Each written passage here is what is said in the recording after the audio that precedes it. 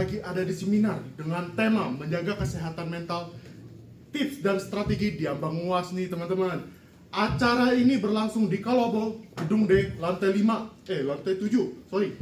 Dan banyak banget mahasiswa yang hadir karena UAS sudah semakin dekat nih teman-teman. Suasananya rame banget, kerasa banget vibes menjelang UASnya nih. Gua bakal ajak kalian lihat suasana dan beberapa insight menarik dari para narasumbernya ya. Yang pertama, gua kenalin nih dulu nih MC kita yang kece-kece abis nih teman-teman. Ada Teva Daniel Hartanto dan Kevin Ivan Setiadipang nih teman-teman. Narasumber kita hari ini juga gak kalah kerennya itu Kak Nasya Putri Naraswari dan Indra Rizky Raharja. Dan ada juga moderator yang ganteng-ganteng abis nih teman-teman, Awang Raditya Pratama dan Brilian Hafiz Hermawan nih teman-teman. Dan juga oke, langsung saja kita mulai. MC dipersilakan. Wah, thank you banget nih buat live kita. Selamat siang semuanya. Iya. Kurang nih. Selamat siang semuanya. Siang. Mantap nih. Tanpa berlama-lama lagi, selamat datang di talk show menjaga kesehatan mental, tips dan strategi di ambang UAS. Halo semuanya, terima kasih udah nyempatin waktu datang ke sini. Kami tahu banget nih sekarang nih lagi masa rawan overthinking lah karena udah mendekati UAS. Bener banget nih, jadi tenang aja. Hari ini kita bakal ngobrol ringan tapi berbobot biar mental kita aman dan nilai UAS kita juga bagus.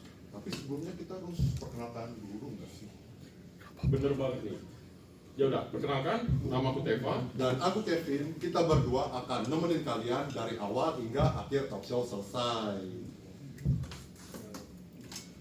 Nah, sebelum serius-serius nih, kita mulai dengan icebreaking yang simple dulu nggak sih, biar nggak kaku nih. Bener juga, tapi kira-kira kita bakal ngapain? Nah, simple nih aturannya nih. Kalau aku bilang hai, kalian bilang halo.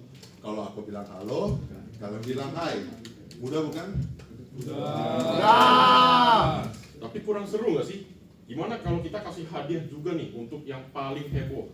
Wah, boleh nih. Yang heboh kita kasih hadiah nih. Siapa nih? Sebentar dulu. Tapi berapa tuh hadiahnya? Adalah yang penting cukup lah. Oke, udah. Kita tes ya. Tes dulu. Halo. Hai. Halo. Nah, kita coba lagi nih. Halo, hai. Hai. Hai, halo. Hai. Hai, halo. Langsung saja yang baju kuning bisa maju.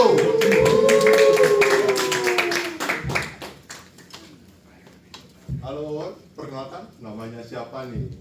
Halo semua, nama aku Titus. Nah, Titus nih, karena udah paling heboh nih, kita kasih hadiah nih yang gatel. Beri tepuk tangan dong buat Titus. Bisa kembali lagi?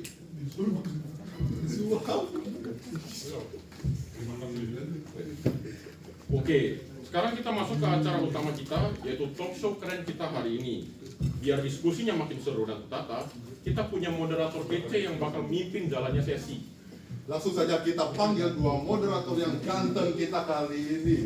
Awang Praditya Pratama dan Brilian Hafiz Hermawan. Waktu sudah tepat, kami persilakan.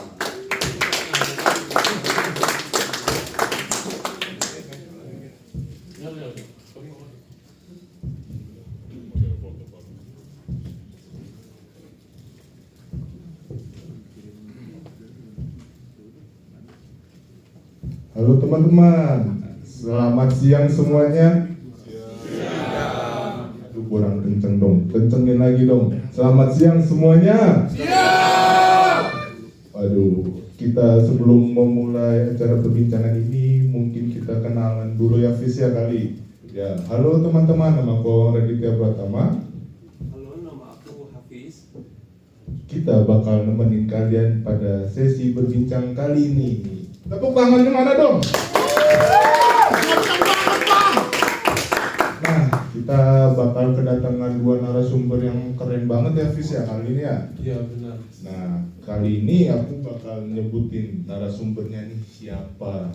Nah salah satu narasumber kita adalah beliau sudah menyandang gelar SPSI atau Sarjana Psikolog. Nah pas banget nih dengan tema kita hari ini. Tema kita hari ini apa sih Fis? Tema kita kesehatan mental, tips dan strategi di ambang UAS. Nah itu dia, nggak perlu berlama-lama lagi kali ya Fis ya. Kita langsung panggilkan dua narasumber kita, Kak Nasya Putri Nariswari, SPSI, dan Indra Rizky Raharja. Tepuk tangannya mana dong?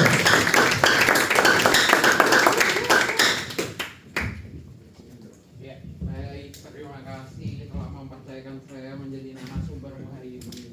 Makasih. Selamat siang Kak Indra, selamat siang Kak Nasya.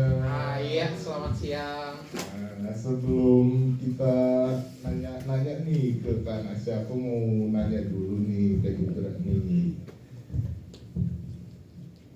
Nah, Indra, ini kan Indra nih mahasiswa informatika nih. Iya, benar. Nah, sebagai mahasiswa informatika, apa sih tantangan Indra nih terbesar yang dihadapi menjelang UAS baik secara materi dan mental? Kalau secara mental bisa dibilang mengikuti flow aja ya. Jadi apa yang terjadi, apa yang dilakukan. Cuma buat pertanyaan tadi persiapan ya. Iya, persiapan. Kalau persiapan saya itu melihat tugas apa yang terberat dahulu itu dikerjakan. Contoh aja untuk UAS sekarang, saya menganggap sendiri bahwa database itu menjadi salah satu mini project yang cukup sulit. Nah, karena itu termasuk menjadi yang tersulit menurut saya. Jadi itu saya dan kelompok saya mengerjakan mini project itu kurang lebih selama 3 minggu. Dan itu udah di jauh-jauh hari. Seperti itu. Berarti sudah mempersiapkan dari sebelum deadline-nya? Udah jauh sekali. Deadline-nya itu 2 hari dari sekarang, tapi udah dari 3 minggu lalu sudah selesai. Boleh tuh dipraktekin tuh teman-teman tuh biar nggak mepet deadline baru dikerjain. Siapa yang di sini misalnya deadline minimal -1 baru ngoding baru banyak ya. Udah lanjut. Terima kasih ya Wang atas pertanyaan pembuka yang baik dan terima kasih kepada Indra atas sharing pengalaman yang sangat berharga dan berhubungan bagi kita semua yang menjelang ujian akhir semester atau UAS. Baik, sebelum kita masuk inti diskusi hari ini, aku akan memberikan sedikit informasi bahwa ujian akhir semester memang seringkali menjadi periode yang penuh tekanan dan tantangan bagi mahasiswa. Untuk memahami bagaimana mengelola tekanan tersebut secara sehat dan produktif, mari kita simak perspektif psikologis yang akan dibawakan oleh Kak Nasya. Halo Kak Nasya. Halo. Sebagai pembuka diskusi sesi kali ini, untuk dari sisi psikologisnya nih Kak, dapatkah Kakak menjelaskan faktor-faktor utama apa saja yang secara psikologis menjadi pemicu stres dan kecemasan pada mahasiswa ketika menghadapi ujian akhir semester? Sebelumnya makasih banyak ya atas pertanyaannya. Kalau dari sisi psikologis sendiri itu sebenarnya itu udah bisa dikategorikan dari 2 sisi gitu, dari diri kita sendiri dan lingkungannya. Nah kalau dari diri kita sendiri itu tergantung dari gimana sih cara kita sehari-hari itu mengelola stres yang hadir gitu. Nah kalau misalnya dari lingkungannya itu sendiri adalah dari contohnya kalau sekarang kan situasinya UAS. Nah berarti gimana sih caranya kita ngelihat si UAS ini sendiri. Kita ini ngelihatnya apakah sebagai hal yang perlu diselesaikan atau sebagai hal yang kayak harus kita tunda atau hal yang harus kita hilangkan gitu. Nah caranya itu sendiri itu ada masing-masing orang, setiap orang pasti punya caranya masing-masing, karena itu adalah cara diri kita gitu untuk ngejaga atau menghilangkan si stres itu sendiri. Jadi kalau secara perspektif itu dari 2, dari dalam diri sama dari lingkungan. Oke, begitu. Jadi untuk mengatasi faktor itu yang pertama dari lingkungan dan yang kedua dari cara kita memandang dari individu, dan untuk mengatasinya kita harus menemukan titik yang cocok untuk diri kita, begitu ya kayak. Ya, nah terus juga kita tuh bisa lihat dulu gitu, bisa kita petain sendiri sebenarnya tuh si UAS ini tuh seberapa berat sih kalau buat kita. Makanya itu tadi yang udah Indra sampaikan gitu, mungkin dia nganggap database itu paling sulit gitu ya dibandingkan UAS-UAS yang lain. Makanya dia dan teman kelompoknya atau teman satu proyek itu udah ngelaksanain dari jauh-jauh hari. Nah dari situ juga kita bisa lihat karena itu adalah pemicu stres yang mungkin bagi Indra dan Maya paling besar, makanya itu harus diselesaikan atau mungkin istilahnya kalau kita bilang disingkirkan paling cepat gitu. Dimana kalau misalnya ditunda-tunda nanti kan akan stresnya masih tetap ada gitu. Oh oke, baik. Sekarang mungkin kita lanjut dari pengalaman Indra yang akan ditanyakan oleh teman kami, Awang. Oke, Indra, aduh, aku mau nanya lagi nih. Pernah nggak sih Indra ngalamin stres berlebihan terus saat persiapan ujian? Kalau pernah, bagaimana tuh cara mengatasinya? Kalau pernah, semua orang pasti pernah merasakan yang namanya stres. Tapi kalau saya secara pribadi, saya itu ada 3 hal yang biasanya saya lakuin untuk kabur atau mencari pelampiasan. Yang pertama itu salah satunya itu adalah bermain video game. Banyak dari kita pasti pernah lah menyentuh yang namanya video game. Itu yang pertama kalau saya. Yang kedua itu saya adalah mengerjakan hal yang lain yang bisa dikerjakan. Contohnya kalau sebagai contoh database, tapi saya karena senang database jadi itu memang menjadi contoh yang kurang bagus. Contoh lain, advanced web programming itu menjadi salah satu hal yang juga cukup memusingkan dan membuat stres. Nah dari pelampiasan itu saya mengambil database, walaupun sulit tapi saya senang. Nah itu saya menjadikan pelampiasannya, itu yang kedua. Nah yang terakhir dari semua itu pelampiasan saya adalah dengan membaca komik maupun manga yang ada di internet itu. Kalau dari saya sendiri. Berarti bermain game berarti salah satu pelampiasannya ya Indra ya?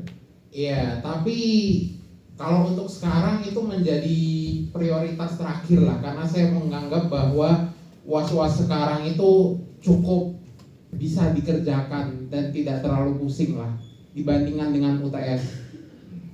Berarti UAS tuh misalnya lebih gampang gitu maksudnya?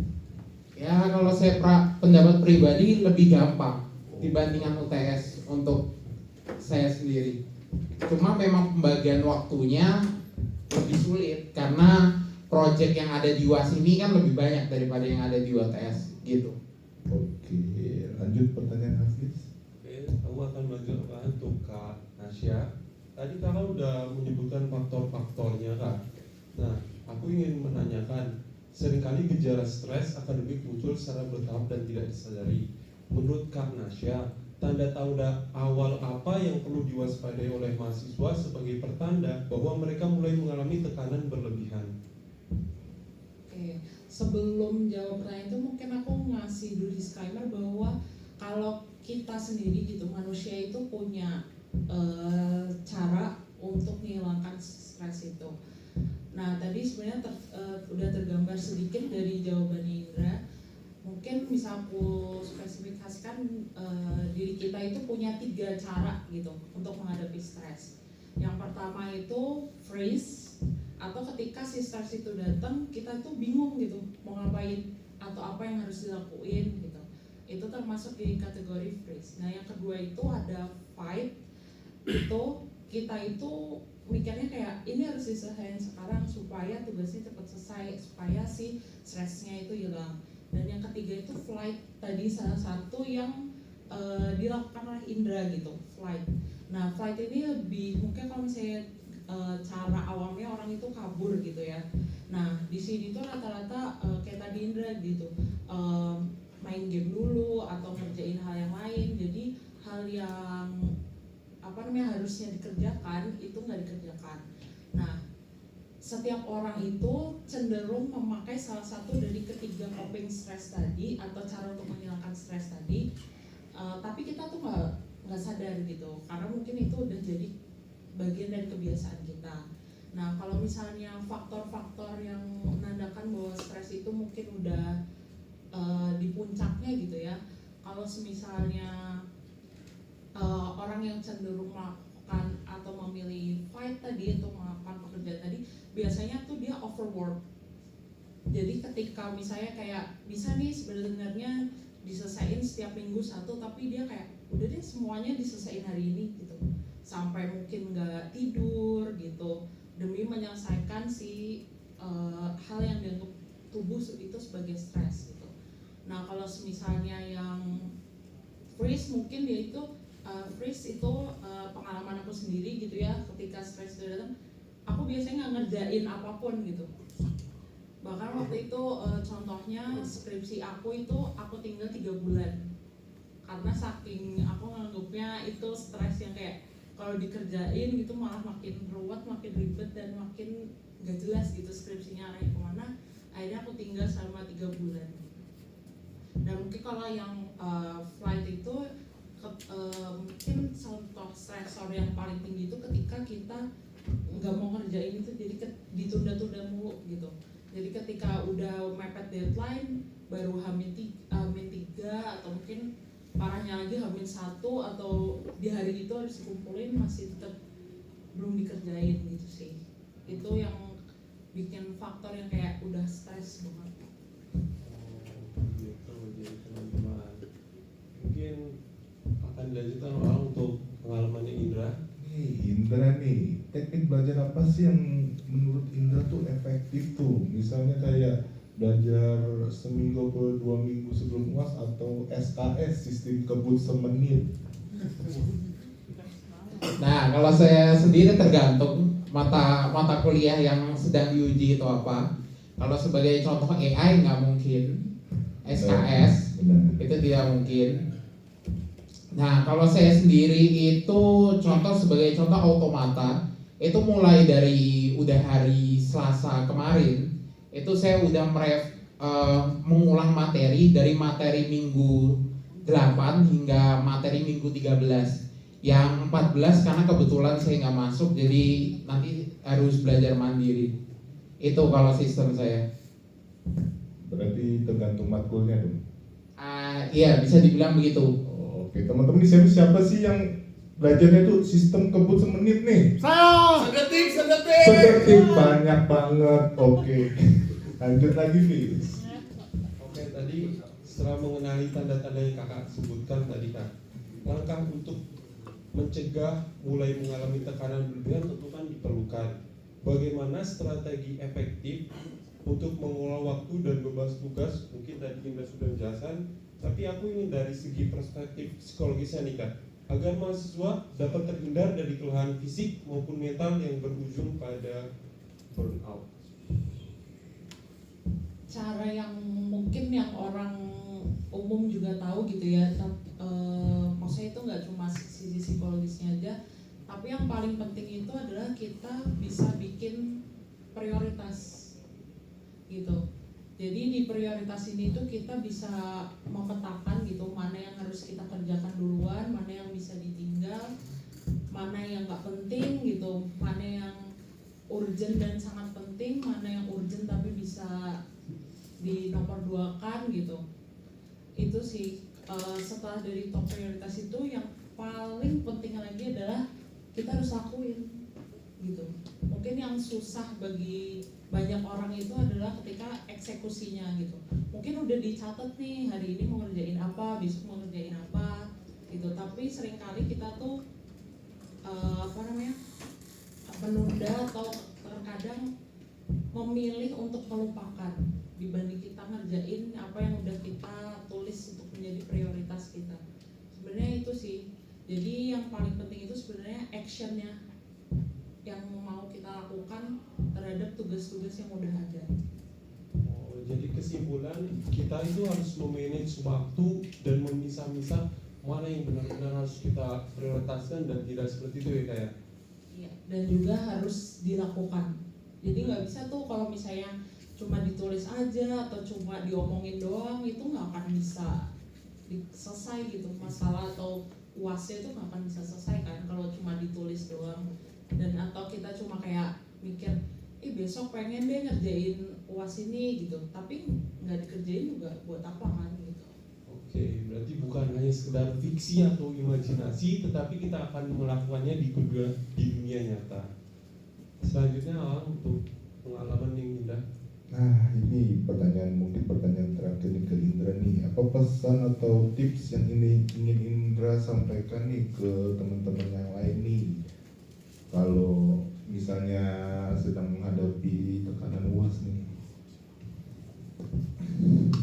Cari coping mechanism untuk kabur, tapi kalau bisa jangan terlalu lama dan tetap kerjakan.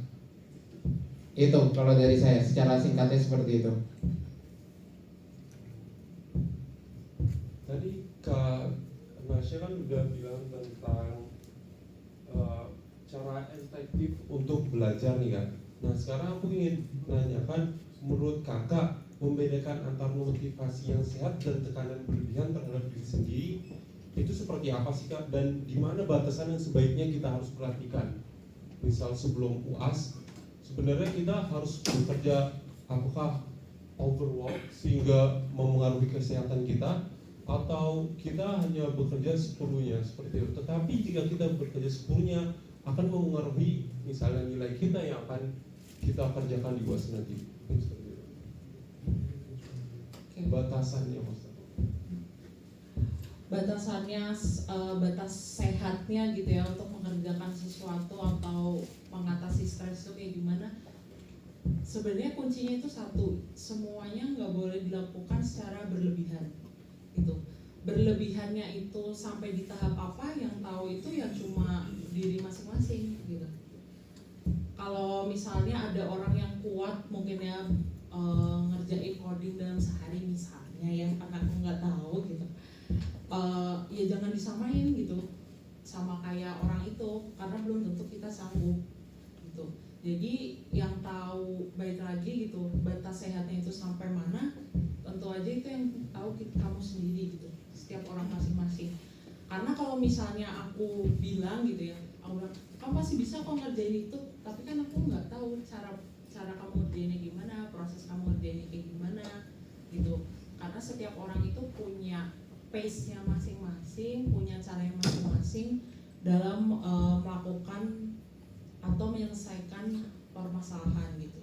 Cuma kalau misalnya dirasa, cuma kalau paling parahnya banget, kalau misalnya dirasa itu udah bikin kayak nggak tidur 2 hari, terus makan jadi terganggu, mood swing yang kayak sebenarnya orangnya nggak mood swing terus tiba-tiba kayak jadi suka marah-marah atau mellow gitu, itu sih udah warning bahwa sebenarnya tubuh kita itu nggak sanggup gitu untuk menerima stres yang berlebih.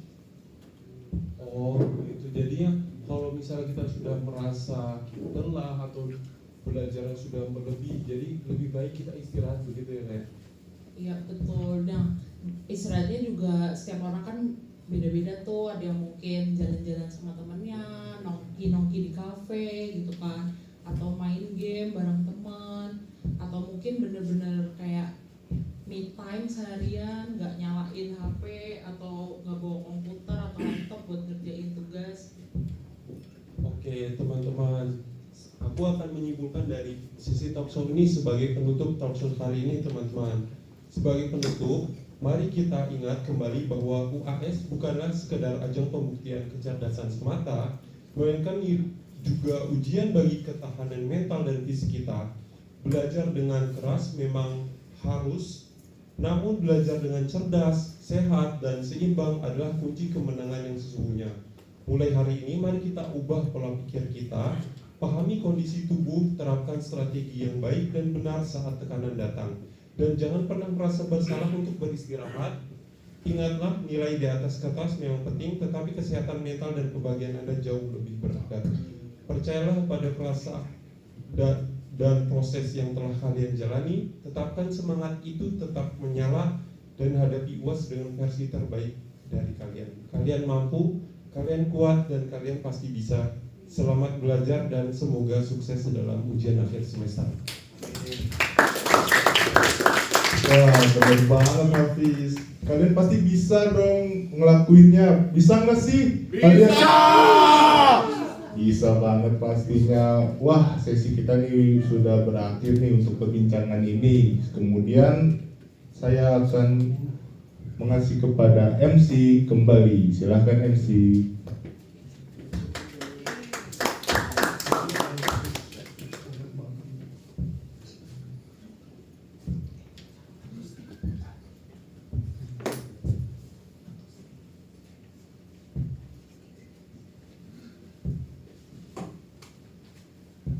Wah, terima kasih nih buat para moderator dan para narasumber kita yang sudah memberikan banyak insight yang bisa kita ambil buat ngejalanin masa-masa UAS tanpa stres berlebih. Rasanya baru sebentar, tapi ternyata kita sudah hampir sampai di penghujung acara ya, Bib. Wah, nggak kerasa juga ya, Teh. Semoga juga setelah ini kalian bisa lebih mindful, lebih teratur, dan yang paling penting mentalnya tetap terjaga saat UAS nanti. Oke, kita akan lanjut ke sesi selanjutnya, yaitu pemberian sertifikat kepada narasumber kita. Kepada Kak Nasya bisa lanjut ini dan akan diberikan oleh moderator kita awal.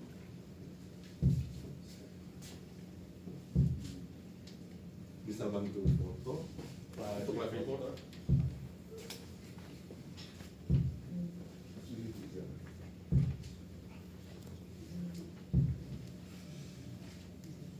Bentar ya. 1, 2 boleh gaya bebas? 1, 2 oke.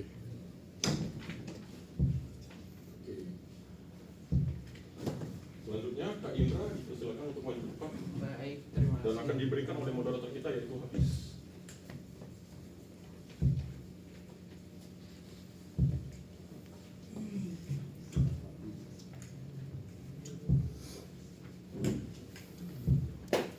Oke, 1, 2 boleh gaya bebas?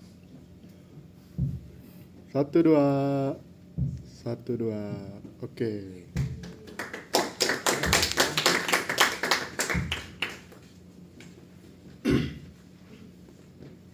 Oke, dan sekarang kita akan melanjutkan ke sesi yang tidak kalah penting, yaitu sesi dokumentasi. Dokumentasi ini akan diberi oleh reporter kita Sandy Christian Wood.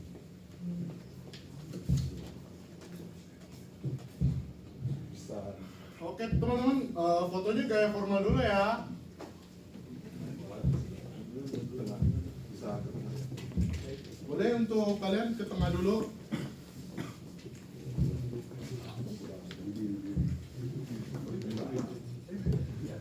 Duduknya nggak sih?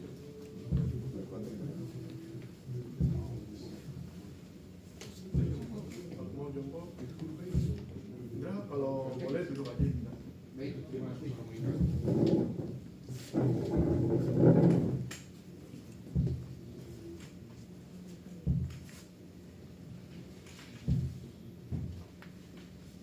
Oke, gaya formal dulu ya teman-teman.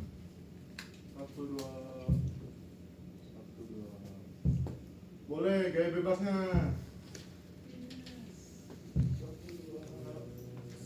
2 oke sebentar ya. Oke. Aduh guys. 1, 2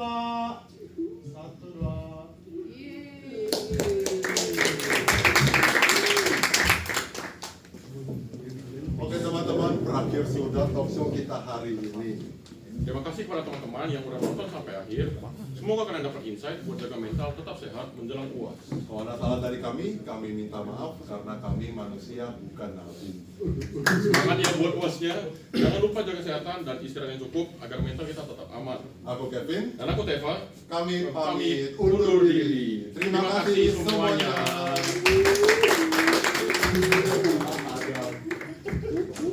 Nah, itu dia rangkaian acara seminar menjelang menjaga kesehatan mental, tips dan strategi di ambang UAS nih teman-teman. Seminarnya benar-benar insightful banget dan ngingetin kita semua supaya tetap terjaga mental, nggak terlalu ngebebani diri dan tetap seimbang meski UAS semakin dekat nih teman-teman. Ya, terima kasih untuk para narasumber dan moderator MC dan audiens yang di rumah maupun di sini. Terima kasih banyak sudah mau cepatkan ruang dan waktu. Ya, jangan lupa jaga kesehatan, tetap produktif, tapi kasih diri sendiri waktu untuk istirahat. Jangan lupa kerjain tugas loh. Sampai ketemu di konten berikutnya. Terima kasih.